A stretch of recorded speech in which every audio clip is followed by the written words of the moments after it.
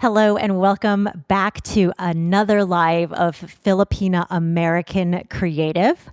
It is so nice to be back here on a Thursday afternoon. Hopefully your Memorial Day weekend was safe and happy and fun and all the good things. The unofficial start to summer is always a very interesting and good time, especially here in Arizona because we basically break 100 degrees and it just doesn't let up until probably about September or October. Anyways, it is so nice to be back here. Today, I decided that I wanted to dive deeper into the topic that I had started last week, which is President Manuel Quezon's Open Door Policy. So this Philippine president felt it was so necessary to allow refugees from around the world to come to the Philippines at the beginning of the 20th century that he created eventually an official policy that set up a way for refugees from around the world to come to the Philippines. And this then led to a pretty incredible thing that happened throughout the 20th century is that there were multiple waves of refugees that ended up in the Philippines because of this open door policy that was started in the 30s. So I wanted to talk with you today about what happened exactly and what exactly that was, what that open door policy was. A little bit of a history lesson, if you will indulge me. And yeah, so let's just dive right into it. Last week, I talked about the play Mix Mix, which is about the adventures of a German Jewish boy who was fleeing Nazi persecution in the late 1930s. And that story is based off of him and his family receiving visas from the Philippines. And that, again, was as a result of President Quezon's open door policy. And the way that that started is that in the early 1930s, there was a lot of things happening around the world, not only in Europe, but also just in China and all of these things. And so President Quezon was like, okay, look, the Philippines is going to be a place where people can go to find safety. And so in 1934, he told his people, we are going to let in thousands of refugees into our country and we are going to take care of them. I don't necessarily know if the Philippine people were completely kosher with that, especially at the time the Philippines was a commonwealth or part of the Commonwealth of the United States. And so it wasn't just the Philippines that would have been involved in this. There also would have been a connection to the United States through the fact that the Philippines was a part of the Commonwealth at that time. And so in 1937, President Quezon made it official with what was called Proclamation number 173. And that made it official for the Philippine government to create a system around being able to support and take care of refugees, including handing out thousands and thousands of visas to these refugees. The problem or the complicated situation around that is the fact that the Philippines was a part of the Commonwealth of the United States. And at the time, the United States did not want to participate in what was starting to become the Second World War. They saw it coming. They didn't want to be a part of it. They declared neutrality. And because the Philippines was connected to the U.S., if the Philippines was handing out visas to people that were being persecuted in Europe, it would look like the U.S. was taking a stance and a side. And so even though President Quezon wanted to have tens of thousands of visas handed out to European Jews, for example, to come to the Philippines, the U.S. government, it is said, hindered that by only allowing 1,000 visas to be given out to refugees per year over a 10-year span. Now, that 10-year span ended up getting cut short. That 10-year span ended up getting cut short because the Japanese occupation started once World War II officially began. And so only a total of, at the time, a little over 1,200 European Jews who were refugees came to the Philippines, as opposed to the tens of thousands that President Quezon ended up wanting to have. So After that happened in 1937 and he created this proclamation in 1940, there was an official Philippine Immigration Act that was then put in place. And then we ended up in the Second World War, and history ended up happening after that. What I want to say from this open door policy that happened is that as a result, there were 9 waves of refugees that came to the Philippines throughout the 20th century and as recent as the year 2000. It's really remarkable that this many waves of refugees came to the Philippines, that the Philippines set up a program and a way and a system for these refugees to land safely in the Philippines. And I would like to share with you those 9 waves of refugees that ended up in the Philippines. The first wave was actually not the European Jews that were seeking refuge from the persecution of the Nazi regime, but actually it was Russians. So there were approximately 800 Russians that left Russia during what is known to be, sorry, I have my notes here. So they were fleeing Russia during the Socialist Revolution of 1917. And so throughout the 1920s, approximately 800 Russians left Russia. They got onto several boats and they left because they were going to be killed. And they didn't know where they were going. They had no idea who would take them in and where they would find refuge.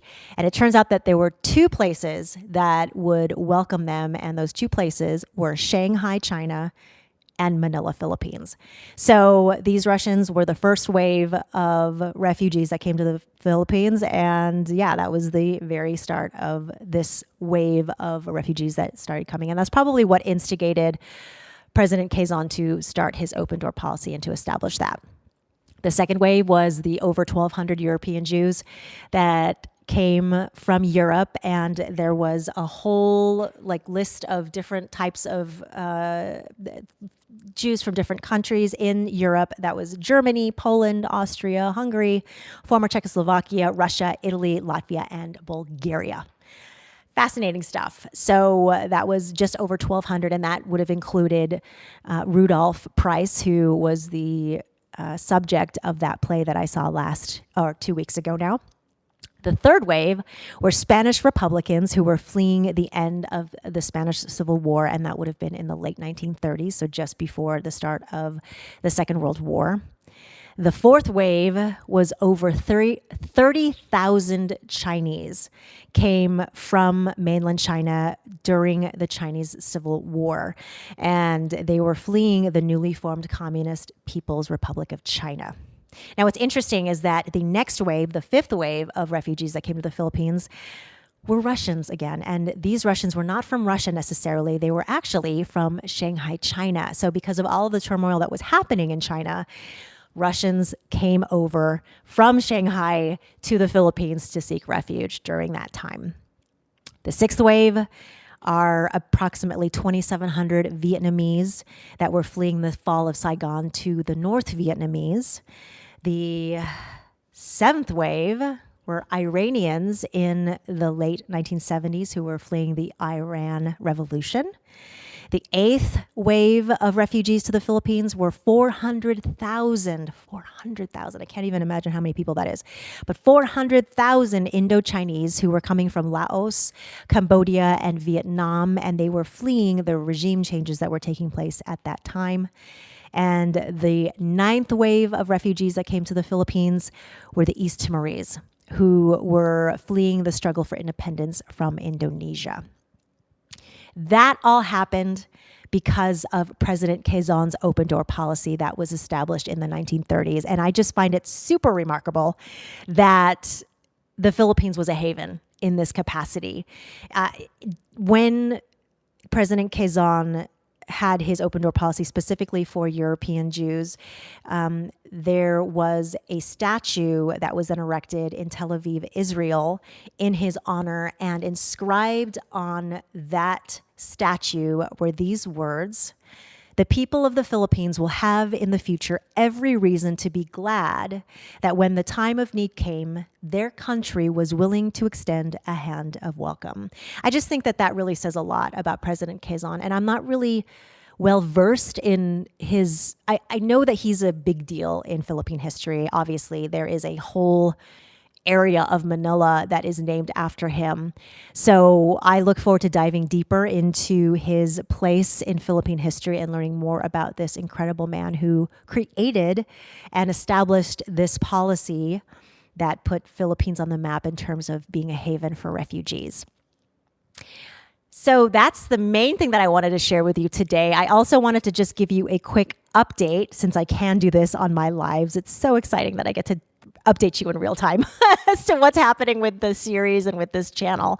I released a new video, an edited video this past Monday on Memorial Day, and that was to honor Telesforo Trinidad, who is a U.S. Navy sailor who had earned the Medal of Honor for his valor in the early 1900s, and there is a ship being named after him, a U.S. Navy ship being named the USS Telesforo Trinidad. Very exciting news, and that came out on Monday, and the reason why I'm telling you about that is because I got many comments about this video because I named this ship a battleship, and as I have learned over the last several days, battleships just aren't being built anymore because they basically got phased out because they were no longer up to standards with what the U.S. Navy needed in order to have its presence on the waters. And so, yeah, the USS Telesforo Trinidad is not a battleship, as I had said. It is actually a destroyer. And I even was saying, oh yeah, this destroyer battleship, blah, blah, blah. And all these people were like, there's no such thing as a battleship destroyer. It's either a destroyer or a battleship, and battleships aren't being made anymore. So I just wanted to make that clear that I have learned that the USS Telesforo Trinidad will be the 89th Arleigh Burke class guided missile destroyer, not battleship, and that is very good news for the Filipino community, something that we could be very proud of and that I'm excited to share more about in the coming months. In particular, on Veterans Day, around that day, I will be sharing the many interviews that I had done in order to learn about Telesforo Trinidad. The other thing I wanted to update you on is that, exciting news. I signed my very first contract to do a UGC ad. I was telling my family about it, and they're like, what's UGC? And it stands for User Generated Content. And that basically means that a partner, somebody who, a company that owns a brand, it can be any company. It could be Delta Airlines, or it could be, I don't know, IKEA or whomever, something that's related to what it is that my channel is about.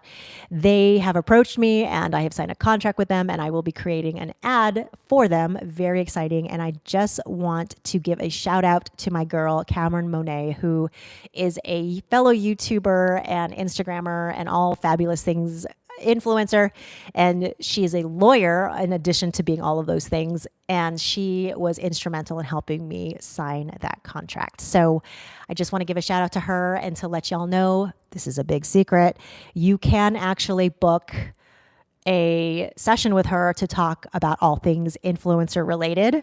Not many people know about this. I don't know why more people don't know about this. It is the greatest thing since sliced bread, the fact that she offers this service to her fellow influencers. And I am just so grateful for everything that she does and the path that she has led for me to be able to do what it is that I do. That's it for today's live. Thank you so much for joining me. This happens every Thursday at 3 p.m. Mountain Standard Time. And what's interesting is that I see that I think one person joined me for like 30 seconds and then hopped off. And it's kind of cool that I get to do these lives by myself for the time being until they like catch on and people start watching in real time. But it's just a lot of fun to be able to knock out these live episodes and share with you what it is that I'm learning and what it is currently that is moving me, and to do that with you as it's happening here on Filipina American Creative. So I will see you next Thursday, same time, same place. I may not be in the same place. I actually might be in a different place next Thursday. So look out for that. And I will see you next week. Thanks so much for watching. Fil-Am. Goodbye.